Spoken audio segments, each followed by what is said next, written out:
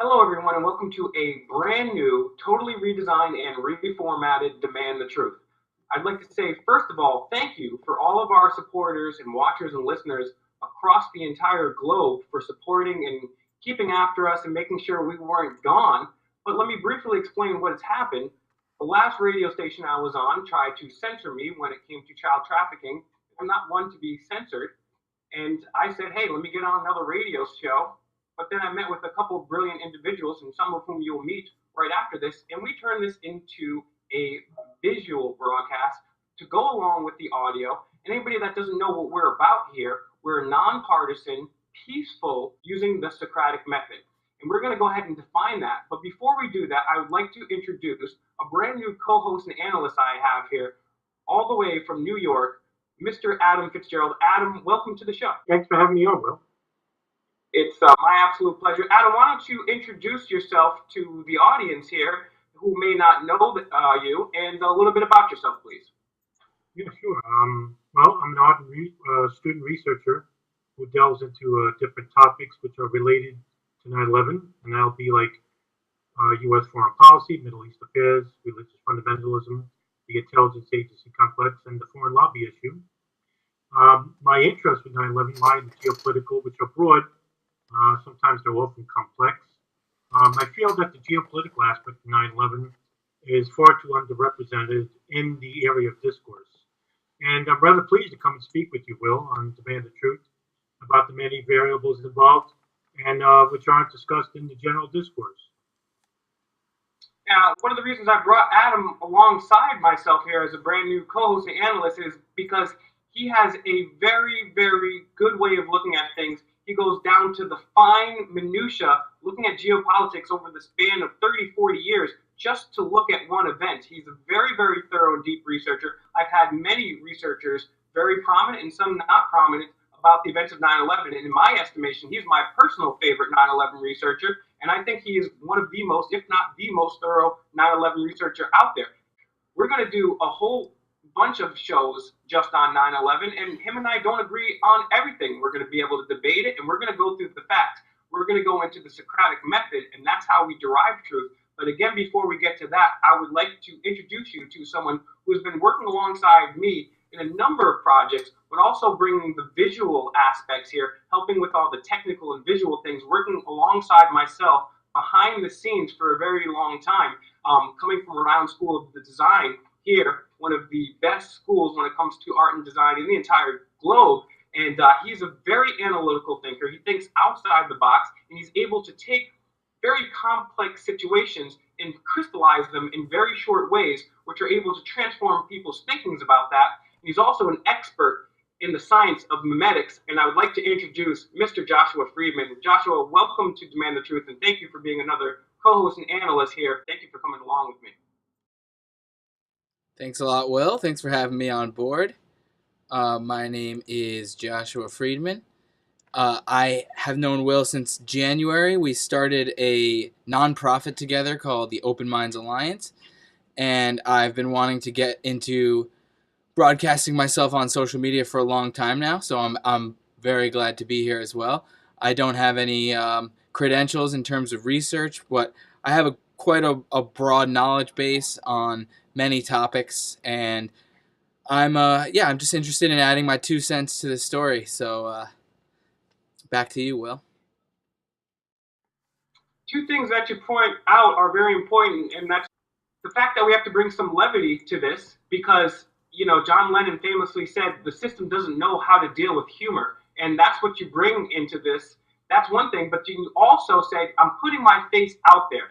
I'm crossing that threshold, and I'm deciding, hey, I'm not going to consent to all these illegal things that are occurring and not just sit here and take it. I'm going to do something about it peacefully. I'm going to put my face and my name on the line, and I admire that tremendously about you. And you're also really good at keeping the reins on me and making sure I don't go overboard sometimes. So I appreciate that. It's kept me out of harm's way with Antifa and some other unsavory characters throughout our times together. So I much appreciate that. And Adam's gonna, sometimes when I'm going live from a particular location, he's gonna be the play-by-play, and Josh is gonna give you some of the color commentary. But before all that, I want to get into why I decided to do this show. So for a long time, men like Rockefeller, Ford, Morgan, and Bernays have molded the institutions that our thoughts have been derived on, and thus have molded our minds. These people have controlled every major institution for the last 100, 150 years, thus creating entire ideologies spawned by them. And we're living with the ramifications of those ideologies today. So we're going to go ahead and break that down in future episodes. And one thing I'd like to point out, the show is called Demand the Truth. The reason the show is called Demand the Truth is because you have to demand it. You can't just let these people, these corporate media or the politicians, tell you the truth, because as I will show you in these upcoming clips, they're not going to do it. They're going to lie right to your face. But one example to crystallize it, you have the JFK assassination. Now, JFK was murdered over 70 years ago. Now, he's no ordinary homeless guy. This guy is the president, supposedly the most important person in the free world. He was murdered. And 70 years later, although we have some declassification of the events and files and documents of that day, it is not fully declassified. Over 70 years later, we still don't have the truth. That is why we must peacefully demand the truth. Now, I wouldn't like you to take my word for any of this. Let's quickly go to a clip right now exposing the politicians that we have been, our government officials here in the United States, our public servants, I should say, just bald-faced lying to us over decades. So let's go to that clip. Commander-in-Chief, it is my duty to the American people to report that renewed hostile actions against United States ships on the high seas in the Gulf of Tonkin have today required me to order the military forces of the United States to take action in reply. No, it was just confusion. And events afterwards showed that our judgment that we'd been attacked that day was wrong. It didn't happen. Because people have got to know whether or not their president is a crook. Well, I'm not a crook. There is no Soviet domination of Eastern Europe, and there never will be under a Ford administration. I'm sorry, could I just follow? Did I understand you to say, sir? Third, not to make any sales of material or weapons to a nation which is involved in terrorist activities. A few months ago, I told the American people I did not trade arms for hostages. I did not trade arms for hostages. My heart and my best intentions still tell me that's true. What began as a strategic opening to Iran deteriorated in its implementation into trading arms for hostages. Read my lips. No new act. I did not have sexual relations with that woman, Miss Lewinsky. Mrs. Whitman went on national TV, smiled at the camera, and told everybody everything is safe, and it wasn't. As I say, you know asbestos was in there, is in those buildings, lead is in those buildings. There are the VOCs. However, the concentrations are such that they don't pose a health hazard. We're going to make sure everybody's safe.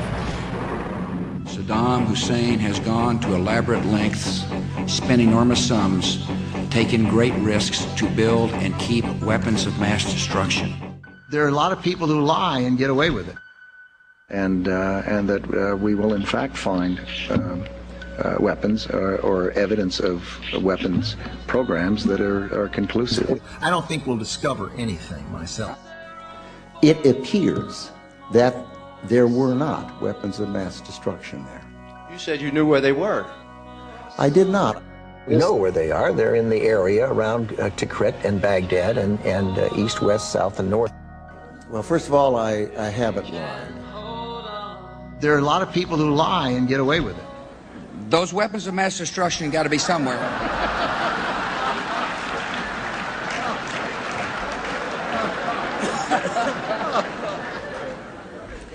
Nope, no weapons over there.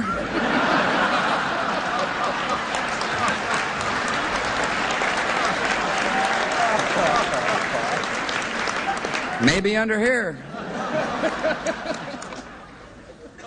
Oops, this photo wasn't supposed to be in here. This is the Skull and Bone secret signal. I remember landing under sniper fire. There was supposed to be some kind of a greeting ceremony at the airport, but instead we just ran with our heads down to get into the vehicles to get to our base. I made a mistake in describing it. She claimed she misspoke last week and was sleep deprived when she described landing under sniper fire in Tuzla, Bosnia, something that didn't happen. But CBS News has found several times in the past few months when Senator Clinton used the Bosnia trip to try to show her international experience. December in Iowa. We landed in one of those corkscrew landings and ran out because they said there might be sniper fire. I don't remember anybody offering me tea on the tarmac when that was happening. Then in February, the welcoming ceremony had to be moved inside because of sniper fire. And last week. I remember landing under sniper fire. We basically were told to run to our cars. Now that is what happened. What I wanted to see is if you could give me a yes or no answer to the question, does the NSA collect any type of data at all on millions or hundreds of millions of Americans? No, sir. It does not. Not wittingly. There are cases where they could inadvertently, perhaps, collect, but not wittingly. This administration acts like violating civil liberties is the way to enhance our security. It is not. There are no shortcuts to protecting America. But my assessment and my team's assessment was that they help us prevent terrorist attacks. This administration also puts forward a false choice between the liberties we cherish and the security we provide. You can't have 100% security and also then have 100% privacy and zero inconvenience. I will provide our intelligence and law enforcement agencies with the tools they need to track and take out the terrorists without undermining our Constitution and our freedom. That means no more illegal wiretapping of American citizens. No more national security letters to spy on citizens who are not suspected of a crime. No more tracking citizens who do nothing more than protest a misguided war. No more ignoring the law when it is inconvenient. In the abstract, you can complain about Big Brother and how this is a potential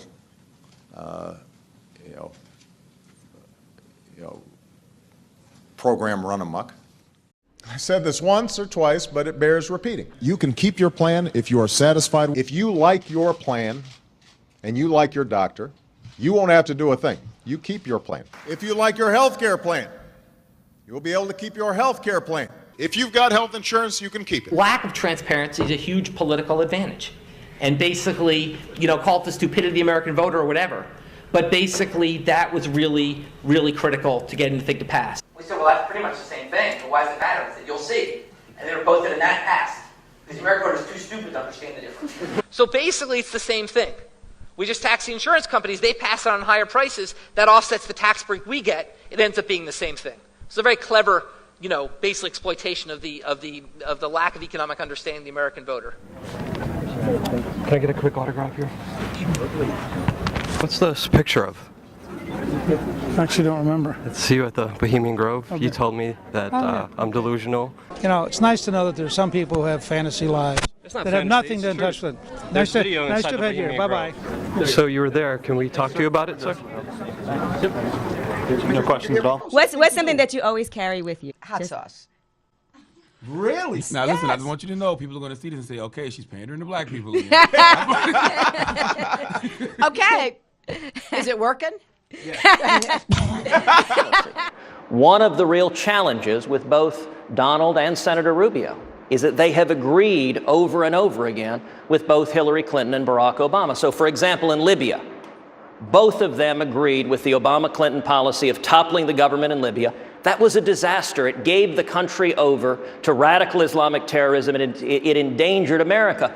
He's saying that I was in favor of Syria. He said I was in favor of Libya. I never discussed that subject. I was in favor of Libya. We would be so much better off if Gaddafi were in charge right now. I can't believe what our country is doing. Gaddafi in Libya is killing thousands of people. Nobody knows how bad it is. And we're sitting around, we have soldiers all over the Middle East, and we're not bringing them in to stop this horrible carnage. Now, we should go in, we should stop this guy, which would be very easy and very quick. We could do it surgically, stop him from doing it, and save these lives. The people will appreciate it, and they should pay us back. We should do, on a humanitarian basis, immediately go into Libya, knock this guy out very quickly, very surgically, very effectively, and save the lives. Trade Center.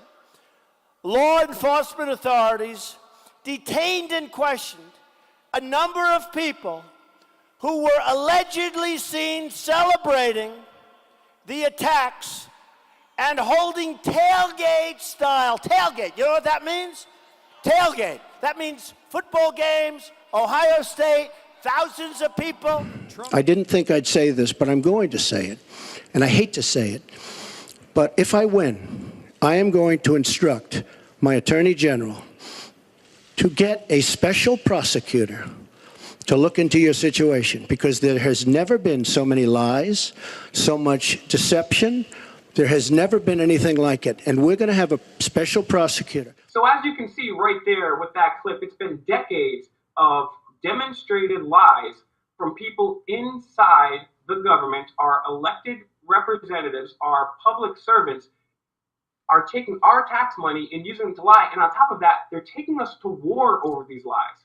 Do you know how many people's lives have not just been impoverished, but our troops that never come home, and let alone the millions of innocent people across the globe who are now living in depraved conditions because of these wars? We're talking about wars like the Vietnam War, the first Gulf War, Iraq. It's one thing if someone says, hey, the earth is flat. Well, even if it's not true, at least they're not sending people to die in wars. These are crazy lies, okay? People need to be held accountable for that. But it's not just the politicians. The media is working in collusion with them, and you're like, well, you're crazy. Well, roll this clip and I'll prove it. Do you have any people being paid by the CIA who are contributing to a major circulation American journal? We do have people who submit pieces to American journals. Do you have any people paid by the CIA who are working for television networks? This, I think, gets into the kind of getting into the details, Mr. Chairman, that I'd like to get into in executive session. Climate experts believe the next ice age is on its way. According to recent evidence, it could come sooner than anyone had expected. At weather stations in the far north, temperatures have been dropping for 30 years. Seacoasts long free of summer ice are now blocked year-round. According to some climatologists, within a lifetime, we might be living in the next ice age. Unless we learn otherwise, it will be prudent to suppose that the next ice age could begin to bite at any time. Now, according to Old Norse folklore, a summer that isn't summer at all, when the snow fails to melt, will signal the end of the world. Well, the new discoveries suggest that this myth is substantially correct. In the run-up to the Gulf War, one image, one presence touched American hearts and minds like no other. It was this 15-year-old Kuwaiti girl identified only as Nayira. Mr. Chairman and members of the committee, my name is Nayira, and I just came out of Kuwait. While I was there, I saw the Iraqi soldiers come into the hospital with guns. They took the babies out of the incubators. Took the incubators and left the children to die on the cold floor. And they were thrown out of the incubators. President Bush repeated the incubator story at least 10 times in the following weeks. Babies pulled from incubators and scattered like firewood across the floor. In London, spokesman Sean Stiles said, as hard as they tried, they could not confirm it. We spoke to well over a dozen doctors of different nationalities who had been in Kuwait at the time and they couldn't stand the story up, and it became quite clear to us that credible medical opinion was that this didn't happen. I've also asked the school board to make a part of every day some kind of anti-violence, anti-gun message. Every day, every school, at every level. One thing that I think is clear with young people and with adults as well is that we just have to be repetitive about this. It's not enough to simply have a catchy ad on a Monday and then only do it every Monday. We need to do this every day of the week and just really brainwash people into thinking about guns in a vastly different way. Dateline NBC, a primetime news program, airs a story in 1992 entitled Waiting to Explode. The story includes footage demonstrating that a line of trucks produced by General Motors readily explode on impact. Look what happened. At impact, a small hole was punctured in the tank. NBC's contractor did put incendiary devices under the trucks to ensure that there would be a fire if gasoline were released from the truck's gas tank. We said the crash, quote, forced gasoline to spew from the fuel cap, end quote. GM says since the gas cap was the wrong cap for the GM filler tube, and because the gas tank was overfilled, the cap came off when the impact occurred. We agree with GM that we should have told our viewers about these devices.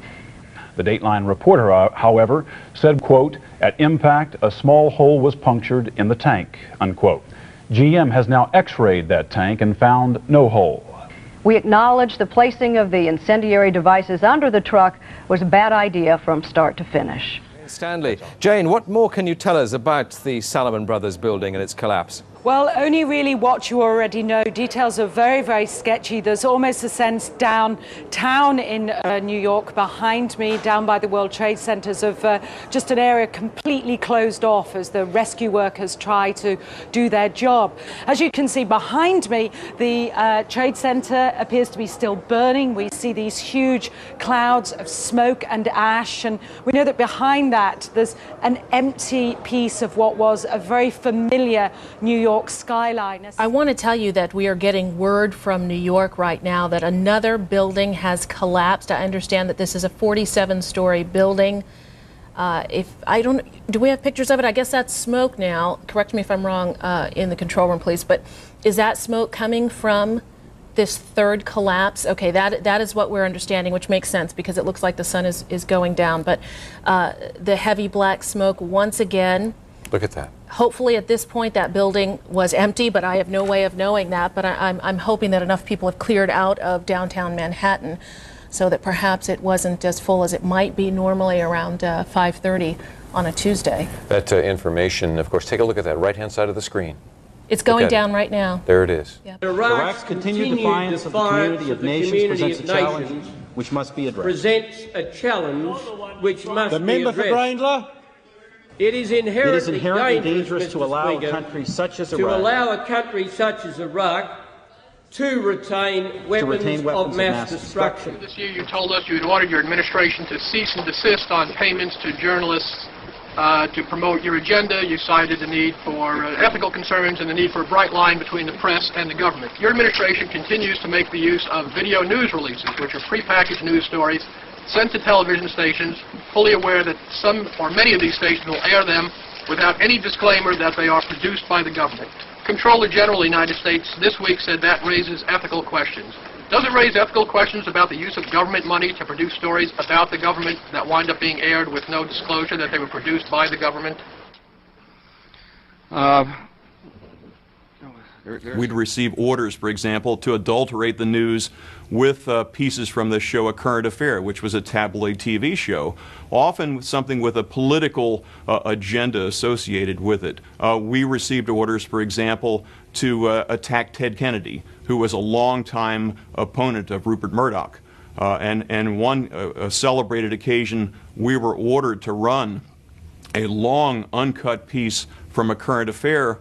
This had literally no news value whatsoever, It was something that was commissioned by the Australian mafia. It was actually reported on by a guy named Steve Dunleavy, who was one of Murdoch's buddies, an Australian. It showed on A Current Affair. It had zero news value. Last Friday night, it was a tribute to a soldier who Brian Williams credits with saving his life during the invasion of Iraq. When the helicopter we were traveling in was forced down after being hit by an RPG. Very quickly, Williams' tale was disputed by soldiers themselves. I want to apologize. I said I was traveling in an aircraft that was hit by RPG fire. I was instead in a following aircraft. Patients who'd run out of the hospitals that were shot up with birdshot, ambulance drivers who were beaten. And as we were heading back out of these villages, we were violently detained by security forces in Bahrain, about 20 masked men with machine guns, who then tried to erase all the video that they found. And luckily, my female producer and I were able to hide some discs in our bras, and we were able to actually get out of the country with this content. So you can imagine Bahrain's surprise when we got back to the U.S. and this content was airing on CNN. And right after that is when the phone calls started coming into the network complaining about me. Infringes substantially on personal privacy. The president tried to address this last Friday and said that in a short period of time he wants recommendations. But I think at this point we should seriously consider not continuing Congresswoman Section Harman, 215. let me interrupt you. Congresswoman, let me interrupt you just for a moment. We've got some breaking news out of Miami. Stand by, if you will. Right now in Miami, Justin Bieber has been arrested on a number of charges. Also interesting is, remember, it's illegal to possess these stolen documents. It's different for the media. So everything you learn about this, you're learning from us. And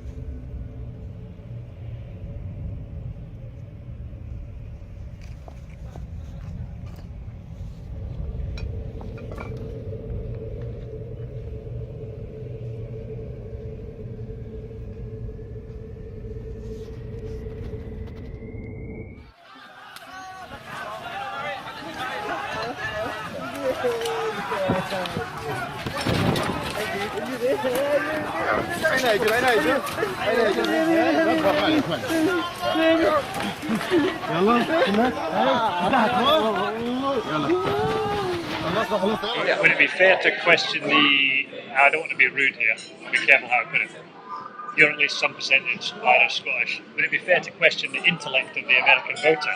Oh no, they're stupid. Then why is CNN constantly like Russia this, Russia that? Because it's ratings. Because it's ratings? Our ratings are incredible right now.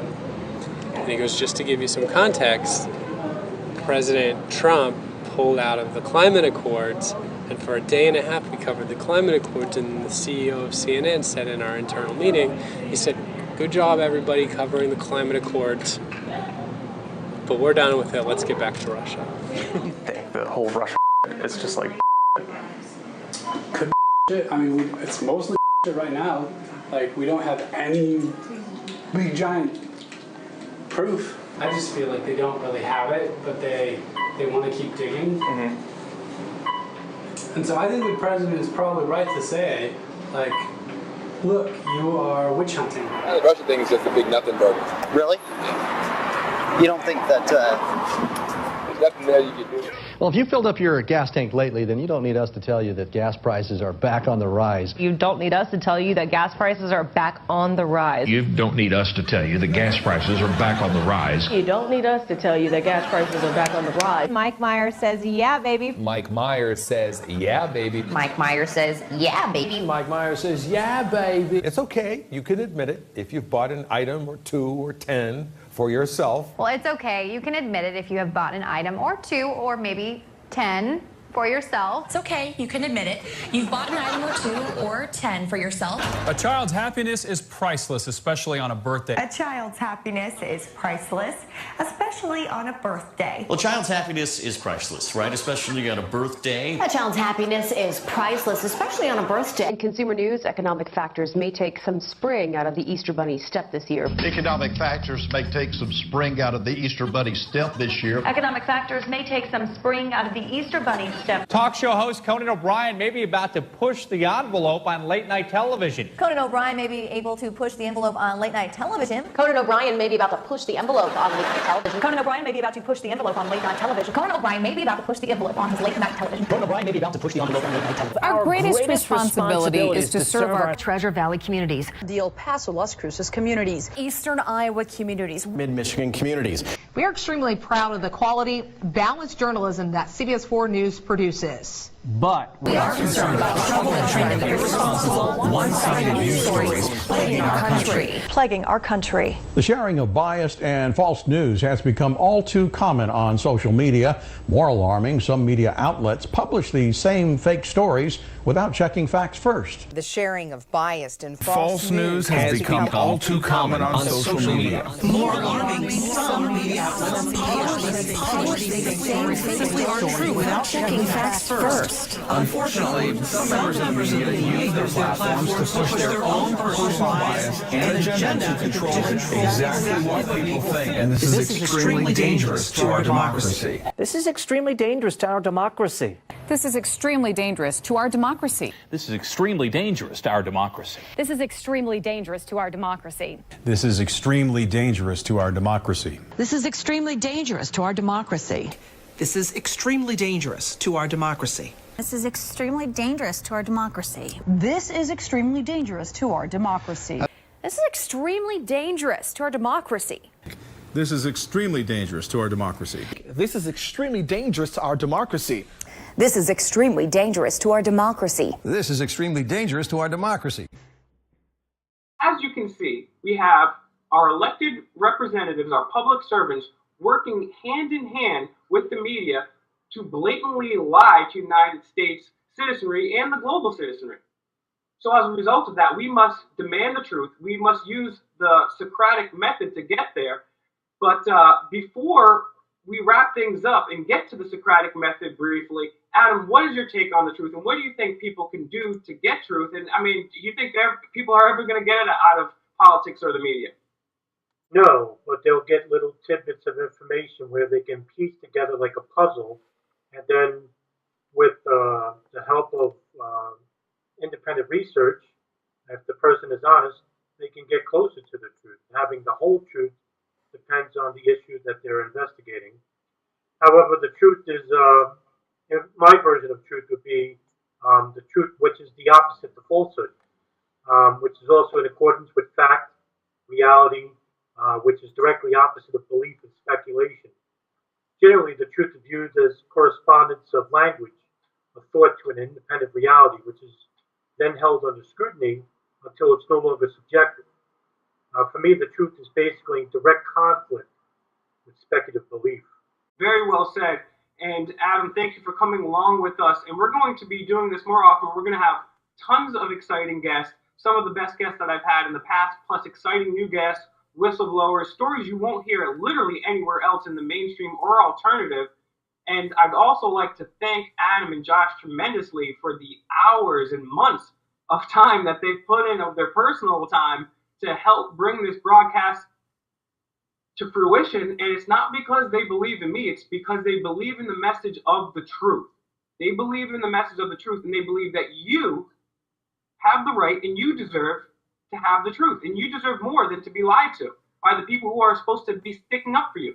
So I really admire you, Adam, and I thank you for coming on the show, and I thank you for your due diligence, and I look forward to continually working with you as the days and years and hopefully months and millennia run by.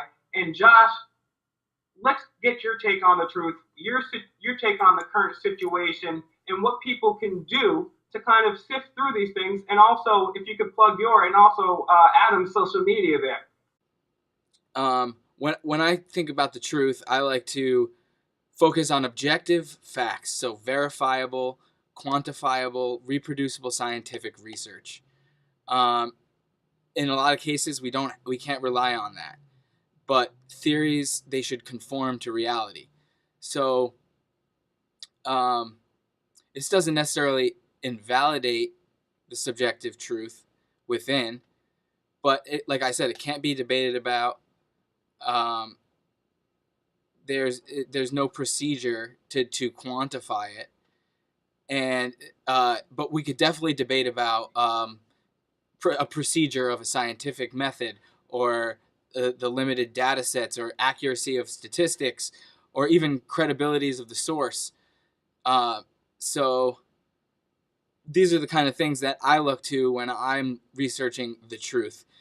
In many cases, all we have is government documentation to go on. So whether we trust them or not, we it's all we have. So and a lot of the times the information is heavily redacted 60 years later, 80 years later, when everyone's either dead or completely forgotten about it, or they were just little kids when it happened. Now they're adults. So there's this huge lag, about a generation long, where you can just sit on some information and then slowly release it to the public and nobody gives a shit.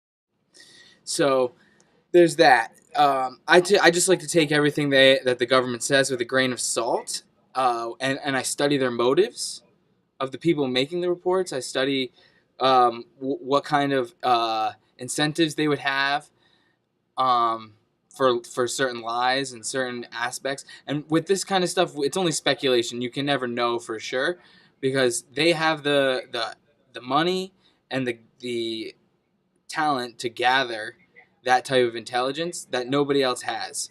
It's this fund that they're basically a rogue independent agency at this point. They have their own funds. They have their own ways to make money, whether it be selling drugs or trafficking children. And they don't stop to do this. They're extrajudicial agencies. So, I think when it comes to trusting these documents, when it's all we have, I think it's important to get that 30,000 feet view and know what you're reading, know who you're dealing with, and don't take anything for granted. Thank you very much, Josh, for bringing that out. And I'm just going to read right there, because that's a perfect transition to the Socratic method. The Socratic method, according to Wikipedia, is a form of cooperative argumentative dialogue between individuals based on asking and answering questions to stimulate critical thinking and to draw ideas and underlying presumptions. And that's what we're going to do. We're going to get to the base root of these things, and we're going to deal with non-deniable, undebatable, empirical facts and evidence, and we're not even going to claim that's truth. We're going to let you make of it what you will. Because as we showed you, there's been decades of media and politicians lying to your face. We're just going to give you the evidence and say, hey, maybe there's a different narrative than people who are lying right to your face. And we've never asked for donations here at Demand the Truth. And you know what? We will gladly accept your donations, because I want to take this and build this into my own media empire to rival CNN, to rival the alternative news, and to be able to go to different places and be there to show you people the truth that's not going to be told. I mean, I've been at a number of places. You guys can follow our YouTube pages, youtube.com/demand the truth. I suggest you check that out. We've been to the Bilderberg meetings. We've been to the inauguration. We've been to Washington, D.C. We've been to New York. We've been all over the place, and we've been covering very, very important events.